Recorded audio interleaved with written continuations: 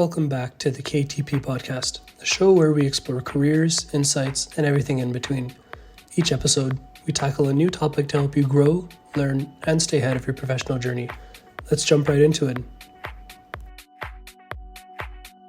Today we're joined by Rohan Garg. He is currently a software engineer at Stripe and a Bucks alumni.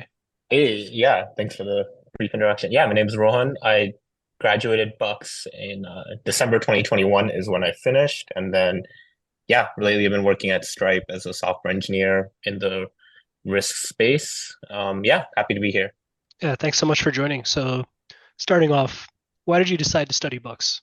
Yeah, so it wasn't really like my intention ever in like high school or even in first year really to join Bucks, but so I started out in arts in first year, and that's just wasn't what I wanted to do, but I just didn't get into business in the beginning. So I started on arts and I was like, okay, I'll transfer in later. And then when I got the transfer, I was looking at like all the different specializations. I was thinking like BTM maybe or oplog accounting or maybe finance.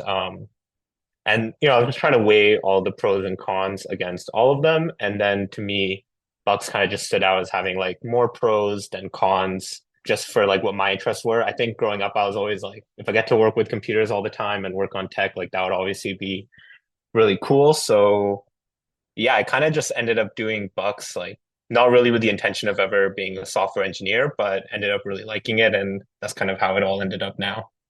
Well, that's really cool. I think that's one of the main reasons we both studied Bucks too, but definitely agree with everything you said. And from that note, I'm just curious, what did your career path kind of look like to get your current position? Like, did you do any internships while you were doing Bucks at UBC? Yeah, I did. I did a lot of internships.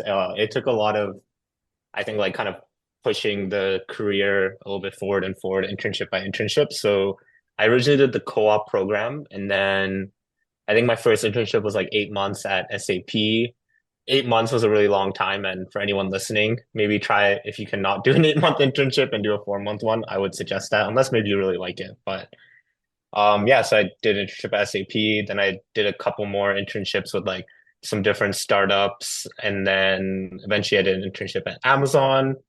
Yeah, got the return offer from Amazon, and then ended up working there for a little bit, and then I moved to Twitter, which we can talk about later, but ended up not going so well with the whole Elon Musk transition. And then yeah, then I job hopped around a little bit and ended up at Stripe. Working around a lot of smart people at Stripe, what do you think are some of the most important skills you think someone in your position should have? I think there's like the obvious ones, like you have to be good at like critical thinking and you have to be good at problem solving, but I think some of the less talked about skills might be like it's actually like very communication heavy. Like you are working with like other people every single day, even though you are, I guess, like a coder, but there's a lot of work with like working with like maybe like the operations focused people or your fellow engineers. And so I think just communicating and then also being able to constantly like analyze intake information, process it, and kind of output based on that. So the ability might be like kind of always being on. I think those are probably like two of the most important. So communication and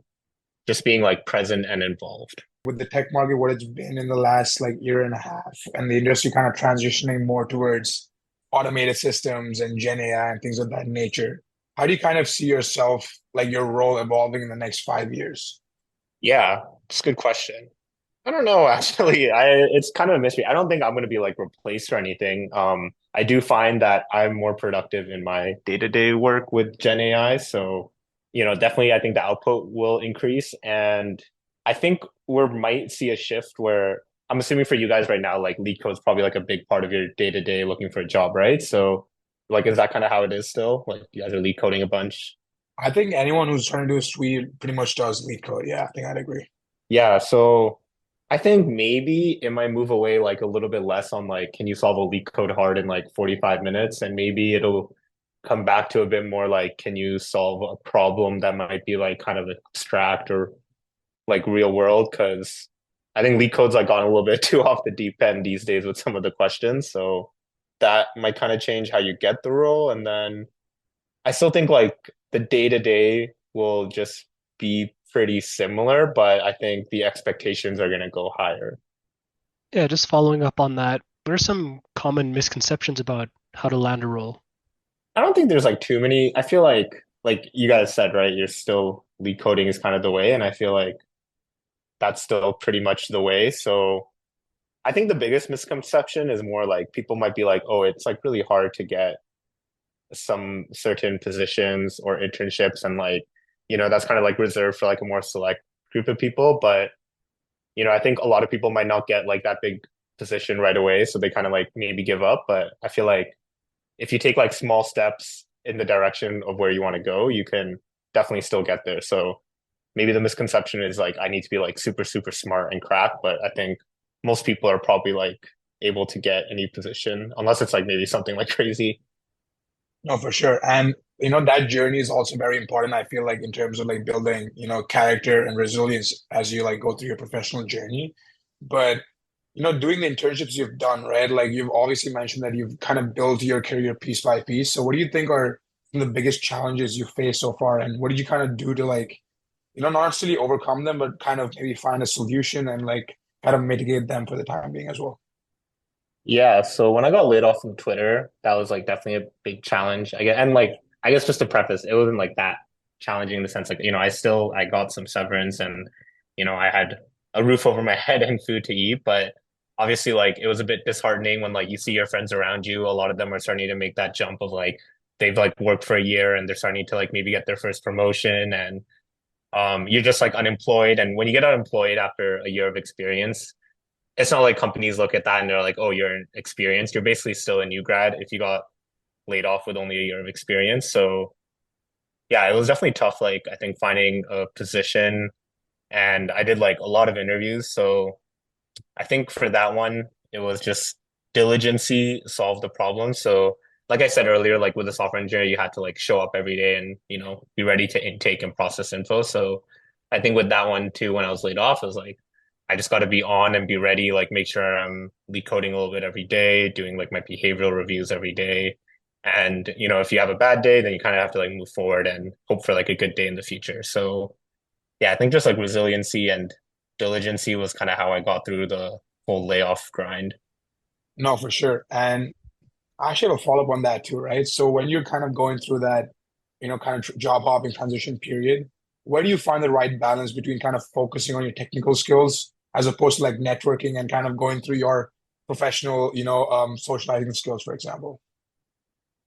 Yeah, so if I'm being honest, like I don't think the networking benefit had too much to do with it at all. Maybe at least for like the software engineer jobs. Maybe I just don't know anyone important enough. Like, I think it can kind of help. Like, I like there might be some people who like, your team is hiring and you have a friend on the team, so maybe they can like show the manager that they work with, like, oh, this is my friend, and they can kind of vouch, and that can help. But I think it was really just focusing on my technical skills, making sure I'm reaching out to as many recruiters as possible. Like I didn't take no for an answer either. Like if the recruiter left me on red, that's okay. I will LinkedIn message them again tomorrow, and I will keep doing that until they reply. And either they'll say, hey, sorry, the position's been filled, in which case, whatever, or they'll say, yeah, you know what, let's have a chat. So I think just it was focusing on technical skills and like being on it, like applying to every single job you see and following up with recruiters. Like I've messaged a recruiter 7 times before without a reply, and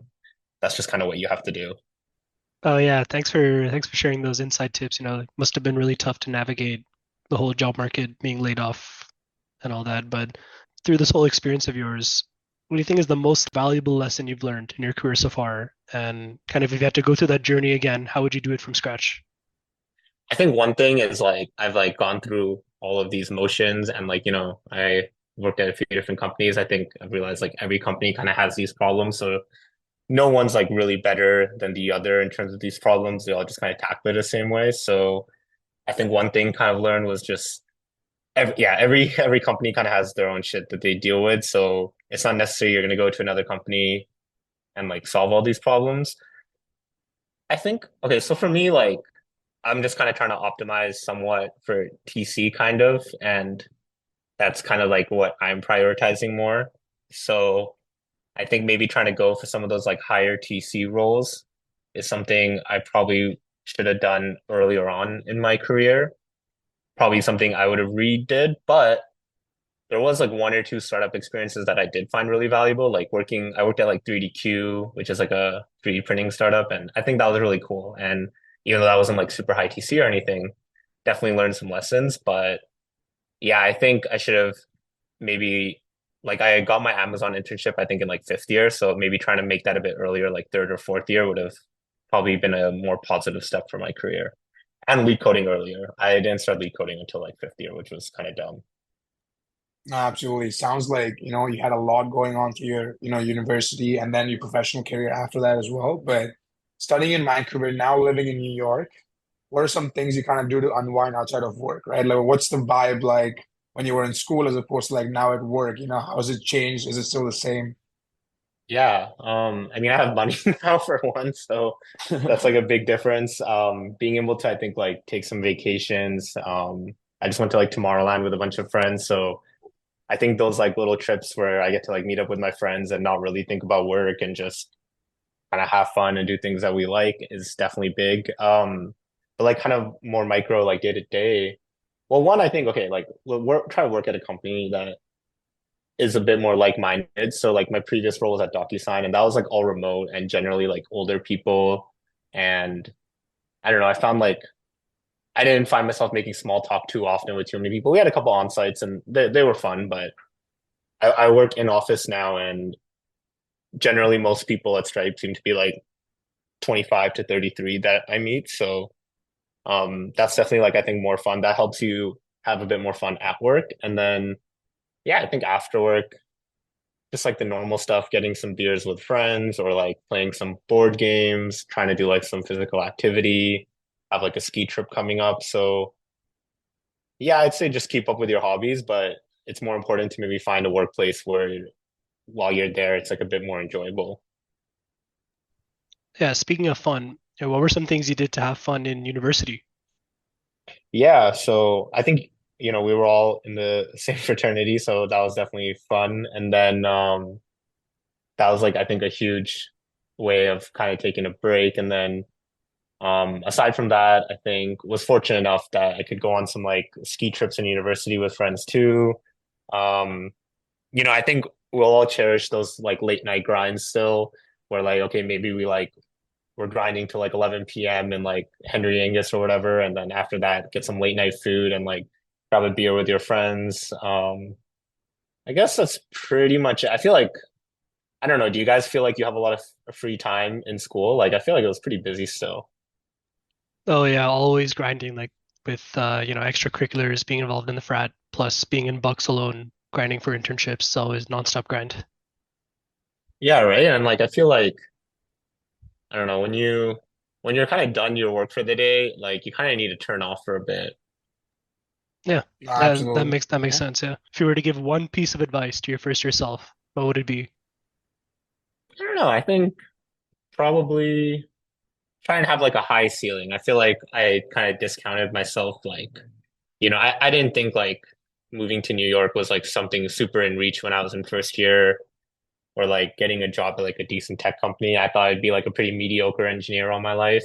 And now I feel like I might be on the path to being like a decent engineer. So I think maybe like just have some higher expectations of yourself would be good.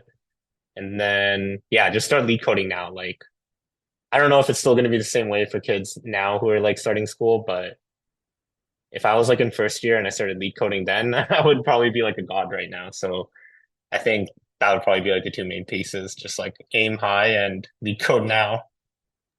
Yeah, that makes sense. It's just nonstop grinding, especially with the job market nowadays. Yeah, got to start sooner Yeah. than later.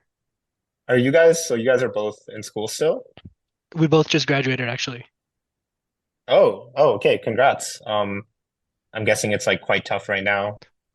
Yeah, it's like fortunately we were able to land positions. Like we're both Tej is involved in cybersecurity consulting and I'm doing product. But even then, like to land our roles, I would say it was a lot trickier than As the usual. than how it usually is. Yeah, Yeah. especially for like a Bucks graduate, being given like a lot of choices. I would say Did you guys have like ROs or did you like find a position then in the last few months? for me it was yeah last few months like it was just on and off, and then was able to land something kind of like last minute. Okay, nice. Got it. Well, congrats, dude. I mean, I think if you can get a job now, you'll definitely, it's not like the market's going to stay like this forever. So you'll definitely be ready to go when the market's like good again too. And that's it for today. Thank you for listening to our episode, and we'll catch you at the next one.